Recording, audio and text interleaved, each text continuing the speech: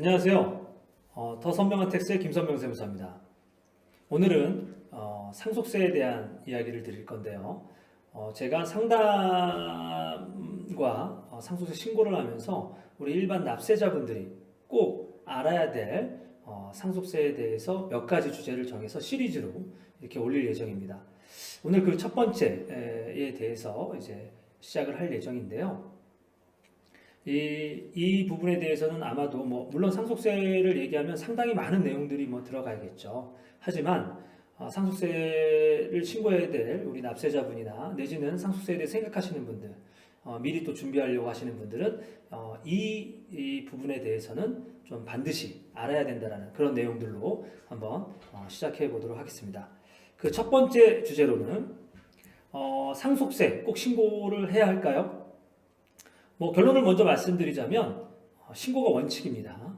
하지만 상속 재산이 작은 경우에는 당연히 세금이 나오지 않기 때문에 신고를 안 한다고 해도 어떠한 제재가 없어서 신고를 안 하셔도 무방합니다. 하지만 재산가액이 무조건 작다고 해서 세금이 안 나온다고 해서 우리가 무신고를 한다고 하면 우리가 어떤 부분에 있어서는 좀 피해를 볼 수 있는 부분도 있기 때문에 그 부분에 대해서 설명을 드리고자 합니다. 자, 그 첫 번째로 최소 상속 공제 금액이 얼마냐? 자, 이 부분을 물론 이제 많은 분들이 알고 있는 분들도 꽤 계십니다. 하지만 이 부분만큼은 이제 다시 한번 아시는 분들은 좀 되새겨 보시고 모르시는 분들은 이 부분에 대해서는 꼭 알고 계셨으면 합니다. 자, 첫 번째로 이제 만약에 부모님 중에 한 분이 돌아가셨다라고 했을 때에는 최소 10억이 공제가 되거든요. 이 최소 10억 공제 안에는 배우자 공제와 일괄 공제 5억 해서 10억입니다. 그래서 만약에 내 재산가액이 10억, 그러니까 내 재산가액이 아니라 이제 돌아가신 분의 재산가액이 10억보다 이하라고 한다면 당연히 세금이 안 나온다. 이렇게 이해하시면 되고요. 만약에 이제 부모님 중에 한 분 돌아가시고 나머지 한 분마저 돌아가셨다. 그럴 때는 당연히 배우자 공제가 없기 때문에 일괄 공제 5억만 공제가 되겠죠. 그래서 최소 상속 공제 금액 이하의 재산을 갖고 있다라고 한다면 당연히 상속세는 나오지 않기 때문에 세금이 없어서 당연히 신고를 안 한다 하더라도 제재사항은 없겠죠. 자, 그 다음에 두 번째, 상속 재산가액이 최소 상속공제 금액 이하인 경우 정말 신고를 안 해도 되나요? 자, 물론 안 해도 된다라고 말씀드렸지만 제가 말씀드린 이 상속 재산가액에 대해서 이 부분을 좀 명확하게 알고 계셔야 될 것 같아요.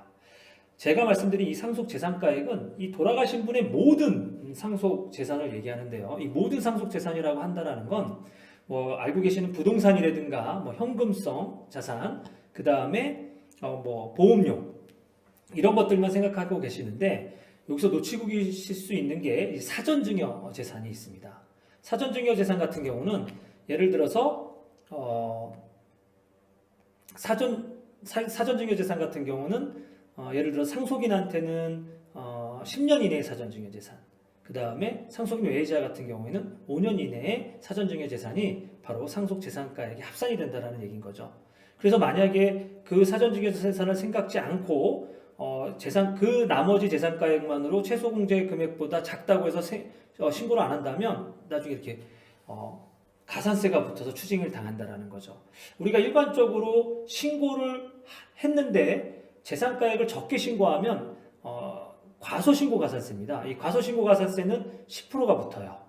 하지만 무신고가산세는 20%다. 그렇기 때문에 여러분들이 알고 있는 상속재산가의 기준이 세법에서 말하는 상속재산가의 기준과 다를 수 있기 때문에 반드시 전문가하고 상담을 하셔야겠죠. 특히나 이 사전증여 재산은 상당히 놓치는 경우가 많기 때문에 그 부분에 대해서 반드시 신경을 쓰셔야 된다는 얘기입니다. 자, 두 번째로 중요한 건 이제 부동산 취득가액인데요. 자, 여러분들 우리가 상속세 신고를 하면서 어떠한 이 부동산에 대해서 신고 재산가액이 있죠. 이게 바로 상속인들이 그 재산을 취득하는 바로 취득가액이 된다는 얘기입니다. 예를 들어서 만약에 뭐 부모님의 토지를 상속을 받았다. 근데 내가 별도로 신고하지 않고 가만히 둔다라고 한다면 과세관청에서 이 상속 재산가액을 결정하거든요. 이때 과세관청은 기본적으로 상속인이 별도의 시가와 같은 이제 시가로 신고하지 않으면 기준 시가로 결정하게 되어 있습니다. 물론 재산별로 달라요. 아파트 같은 경우는 매매 사례가가 있으니까 어느 정도 시가가 반영이 됩니다만 그러한 매매 사례가 적용할 수 없는 단독주택이나 토지 같은 경우는 신고를 하지 않으면 과세관청은 기준 시가로 결정하게 된다는 거죠. 그러면 예를 들어서 어떠한 토지를 받았는데 시가가 10억이라고 예를 들겠습니다. 10억인 토지를 상속을 받았음에도 내가 상속세 신고를 안 한 경우에는 기준시가로 하게 되거든요.